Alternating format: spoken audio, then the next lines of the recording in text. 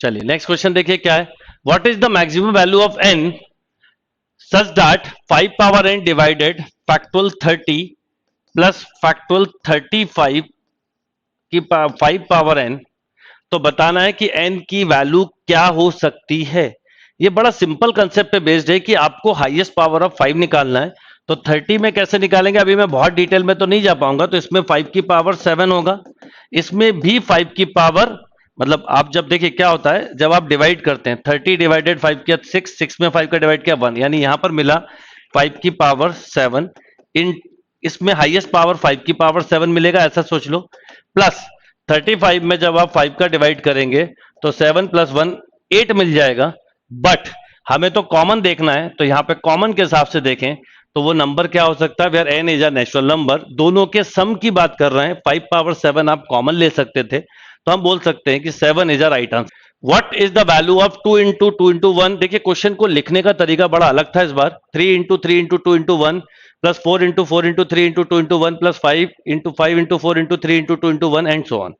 Actual में ये concept पे बेस्ड है कि 1 into factorial 1 plus 2 into factorial 2 plus 3 into factorial 3 plus 4 into factorial 4 up to n into, अगर मैं बोलूं फैक्टोरियल n क्या होता है तो आप बोलेंगे factorial n plus 1 minus 1, right.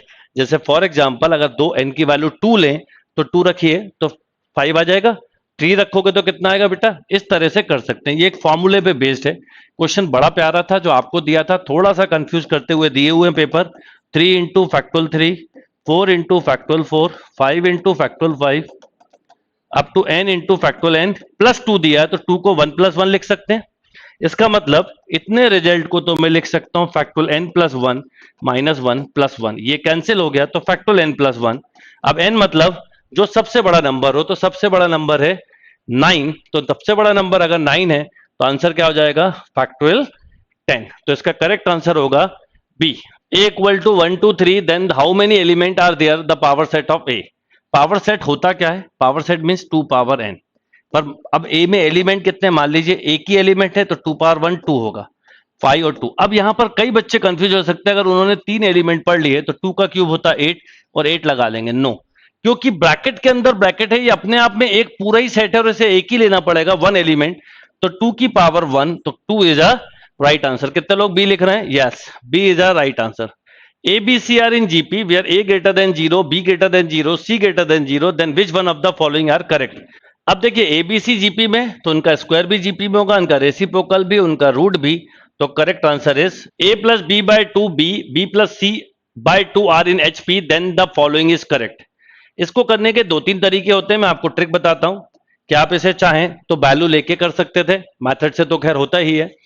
अगर HP के लिए मैं सबसे अच्छी वैल्यू बोलूं तो 2 3 6 लीजिए, तो B की वैल्यू हो गई बेटा 3, और A प्लस बी बाय 2 को अगर मैं कंपेयर करूं तो A प्लस बी मतलब 3 बाय 2 इक्वल टू 2, तो A की वैल्यू हो गई 1 यानी A1 B 3, और अगर मैं C पे जाऊं तो 3 plus C upon 2 equal to 6, 3 plus C upon 2 equal to 6, then 3 plus C equal to 12, तो C इक्वल टू हो गया 9, ये आ गया। तो 139 किस में है, 139 इज जीपी। तो देखिए आंसर बी होना चाहिए। बट कई बार क्या होता है, एचपी की कंडीशन लेंगे तो एचपी की कंडीशन होती है ए बी सी।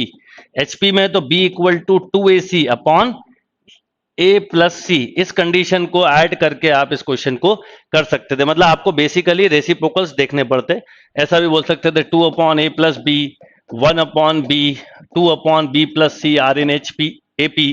तो 2 times of mid term equal to first term plus last term, ऐसा आपको करना होता। 2 से 2 कैंसिल, तो 1 upon B equal to B, मतलब ऐसा आ जाता 2b plus A plus C upon A plus B into B plus C. Solve करते तो ये रिलेशन निकल के आता, उससे पता चलता कि ये टर्म जीपी में। देखिए what is the value of 10 square 15। देखिए 10 15 की वैल्यू होती है, आपको कभी निकालना हो तो आप सिंपल 10 45 माइनस 30 से निकालते हैं, और इसकी वैल्यू होती है root 3 minus 1 upon root 3 plus 1।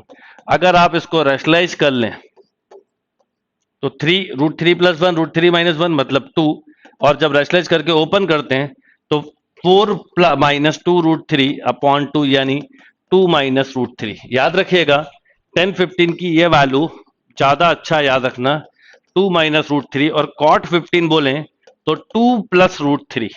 इनके स्क्वायर्स का सम पूछा गया है, क्या हो जाएगा बोलिए, इनके स्क्वायर्स का सम पूछा गया है तो आप बोलोगे 2 टाइम्स ऑफ 4 प्लस 3 यानी 14।